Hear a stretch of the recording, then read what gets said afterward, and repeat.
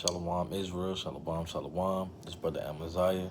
First and foremost, I want to give all praises, honor, and glory to the Most High God Yahweh, by Shema Mashiach, with Malak Yahushua, right? Lord willing, brothers and sisters, right? They've been on fire in these last days. They've been studying, reading, doing everything they can to make their call and election sure, right? Making themselves blameless, heading into the Passover, right? Being sincere, right? Purging out all that leaven and sin that is inside of us and on the physical level inside of their households, right? They're increasing in brotherly love, increasing in wisdom, knowledge, and understanding, right? And going 10 toes down for the Lord, man, right? Doing all you can, right? That you can show yourself worthy of the salvation that the Lord has for His people, right? For the children of Israel, right? And as you see in this title, right, I wanted to bring this out because a lot of people in these last days, right, they getting sifted out, right? They're going back into the world, right? They're doing all the old things that they was doing when they was in the world, right?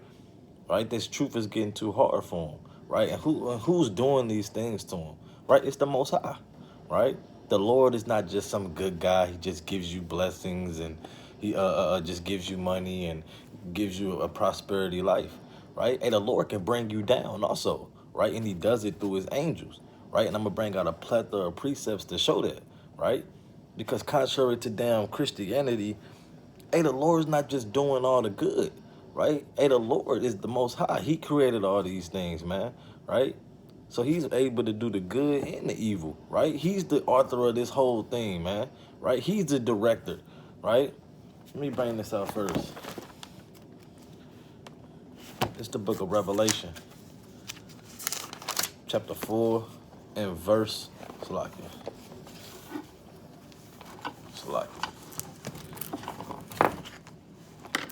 Book of Revelation, chapter 4 and verse number 11. It says, "Thou art worthy, O Lord, to receive glory and honor and power, for thou hast created all things." So the Lord created all things, right? We know He did it through His angels when you go into the book of Genesis, right? But the Lord created all things, right? Just like if you was to create a house, right? And you set out how you want it to be done, right? But you have you have those constructors go out and build it, right? But you are the mastermind behind that house, right? You get all the credit, right? And you told them to make this bedroom this size, right? With these many bathrooms, right? Hey, you did those things, right? So that's how the Lord is. He gets all the glory. He gets all the honor, right? Because He's the creator, right? It says, "For thou hast created all things, and for thy pleasure they are and were created." So all these things was created for the Most High pleasure, right? It pleases Him, all these things that He made, and He made them perfect, right? So whether it be evil, whether it be good, all these things please the Most High because He's the one that's doing it. He's the one that created it, right? So I'm gonna jump to Isaiah 45 real quick because it's a misconception in the Christianity church and some people that, you know what I'm saying, have this idea of what God is, to think that He's just all good, to think that He's just doing all the good deeds, and it's this damn guy, it's this evil spirit named Satan that's running the earth and doing all this evil, which is why you see all these killings and all these things that's going on in the world. But no, man, we're gonna figure out through the scriptures who's really doing all these things, right? This is the book of Isaiah, chapter 45, and I'm going to start at 5. It says, "I am the Lord, there is none else. There is no God beside me. I girded thee, though thou hast not known me," right? That they may know from the rising of the sun and from the west that there is none beside me. I am the Lord, and there is none else, right? And the Lord kind of boasting, man. He's saying it's only me doing these things, right? I'm the only God, man. Ain't no other gods. These other gods are idols, right? Let me get that real quick. Because it ain't no other gods, man. It's only the Most High God. That's the book of Psalms, chapter 96 and verse 5. It says, "For all the gods of the nations are idols, but the Lord made the heavens, right? So the Lord is the one that created all these things, all these false idols, right? You bowing down to the cobblestone, right? You bowing down to white Jesus, the Buddha, right? All these guys are idols, man. Right? They can't do the things that the Lord did. They can't ordain things and prophesy things that actually come to pass, right? Only the Lord can do these things, right? The Lord is the one that created everything that you see on a daily basis, right? Whether it be spiritual, right, or whether it be physical, right? So let me go back real quick. Book of Isaiah, chapter 45, and verse number 7, right? And it's the point. He said, I form the light and create darkness, right? I make peace and create evil. I, the Lord, do all these things. So the Lord is a balanced God. He said, I create the evil and I create the peace, right? He create light and he create darkness, right? Because it got to be a balance, right? The Lord set up certain people to be the wicked, right? Some people, he set up certain people to be the righteous, man, right? That's in the book of Romans chapter 9. Like, let me pull that now. Let me pull that real quick to get that precept. Because the Lord said he create good and evil. And I'm going to get another precept after this, Salakia. Got precepts flying through my mind. Romans 9. Actually, I want to get this in Ecclesiastes real quick. Salakia. Get this in Ecclesiastes. Right, it's a classic, but I'm gonna bring it out for those that don't know. Right, it's the book of Ecclesiastes, chapter 3 and verse. I'm gonna start at 1. To everything there is a season, and a time to every purpose under heaven. It says a time to be born and a time to die, a time to plant and a time to pluck up that which is planted, a time to kill and a time to heal, a time to break down and a time to build up, a time to weep and a time to laugh, a time to mourn and a time to dance, a time to cast away stones and a time to gather stones, a time to embrace and a time to refrain from embracing, a time to get and a time to lose, a time to keep and a time to cast away, a time to rend and a time to sue, a time to keep silence and a time to speak, a time to love and a time to hate, a time of war and a time of peace, right? So, hey, the Lord said it's a balance, it's a just balance between these things, right? It's a purpose under the heaven and a season for things to be done, right? It's a time to go to war. It's a time for peace. It's certain times where you need to be silent, and it's certain times where you need to speak, right? So the Lord is a balanced God, right? So he has good and he has evil, man. But he said it's a time to love and it's a time to hate, right?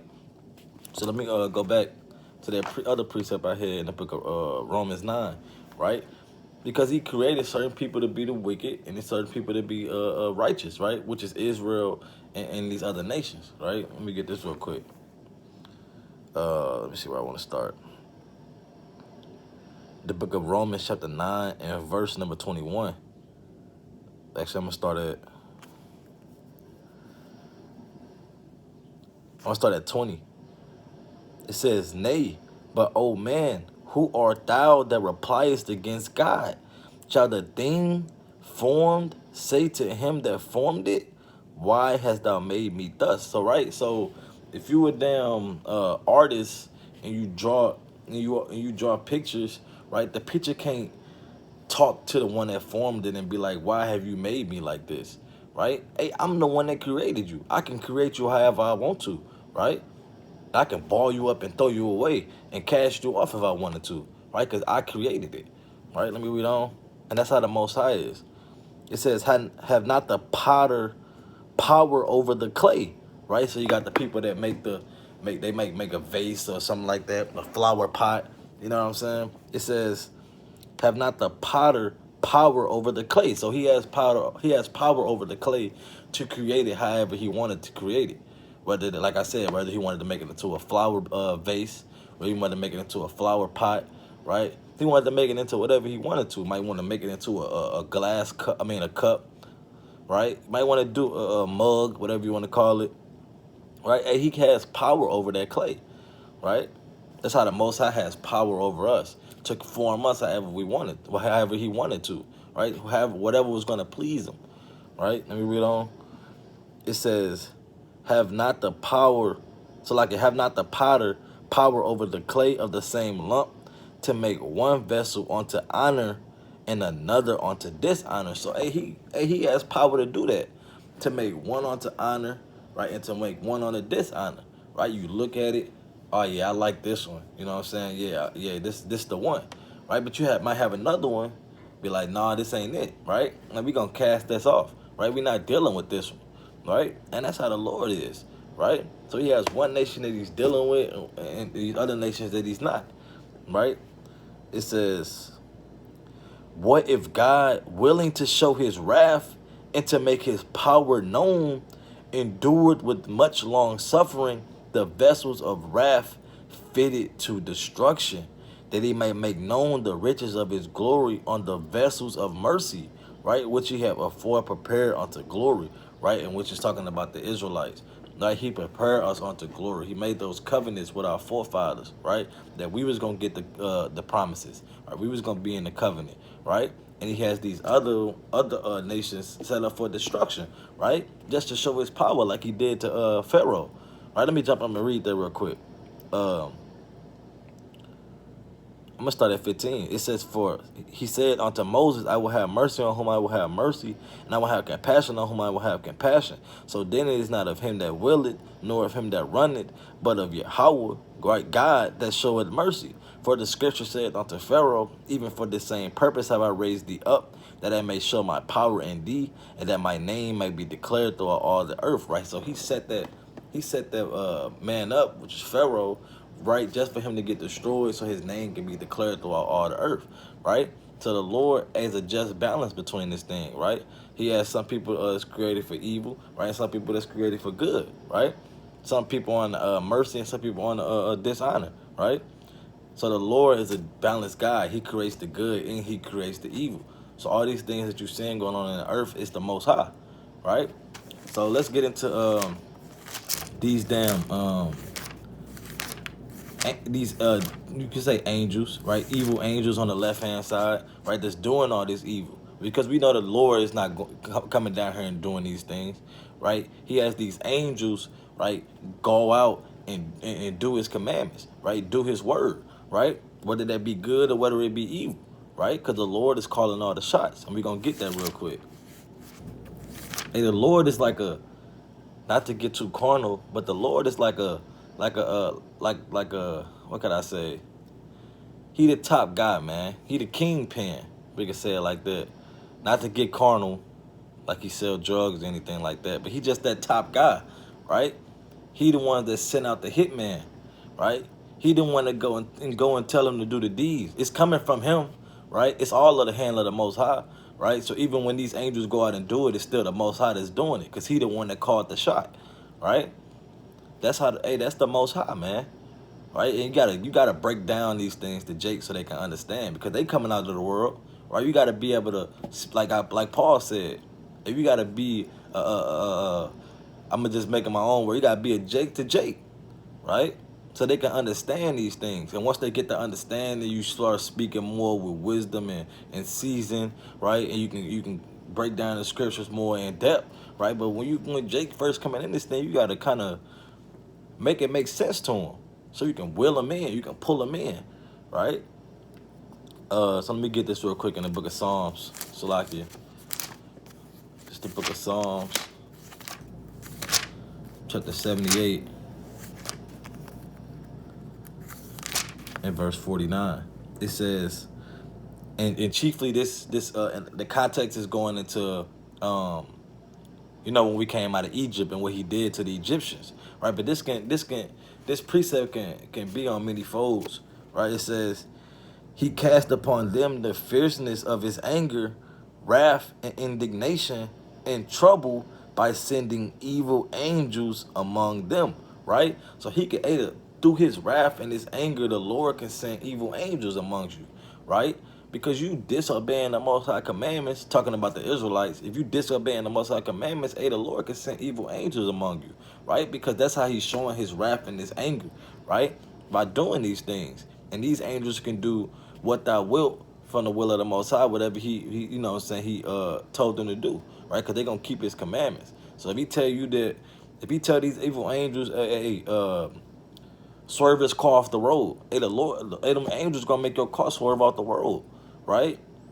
Might have Esau cut off his damn lights, right?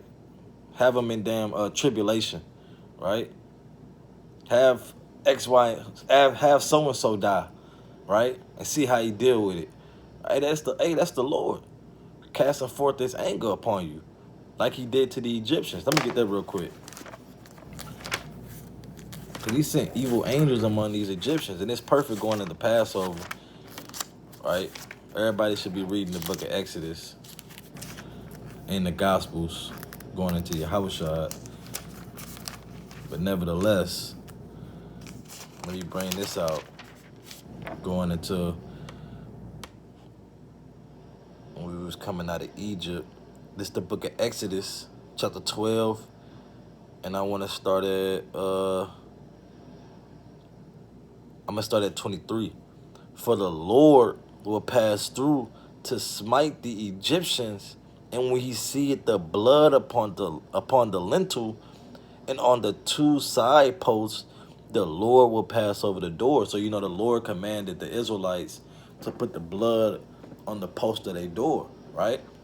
So that when that angel, which we're gonna read, when that angel come to smite the firstborn of the Egyptians, it'll pass over us because we covered with the blood, right? It says, and the Lord will pass over the door and will not suffer the destroyer to come in unto your houses to smite you. So that destroyer is that evil angel, that death angel that was coming to destroy the firstborn of Egypt, right? But the Lord covered us with the blood, right? Which is symbolic of Yahushua blood being shed for us, right? We ain't gonna go deep into that, right? But you know what I'm saying? Hey, that evil angel, that destroyer, which was sent from the Most High, was sent down to kill the firstborn of Egypt, right? He said, hold on, let me read that again. It says, the Lord will pass over the door. So it's the Lord, you know what I'm saying, that sent them down there, but it's all of the Lord that did it.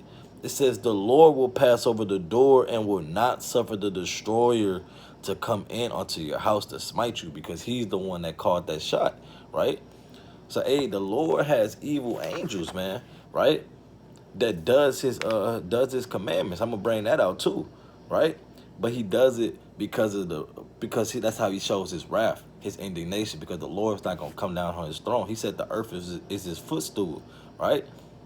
He's not coming down here, right? He's sending his angels to do all his work, right? So let me get this other precept real quick. It's another classic in the book of Sirach, chapter 39, and verse number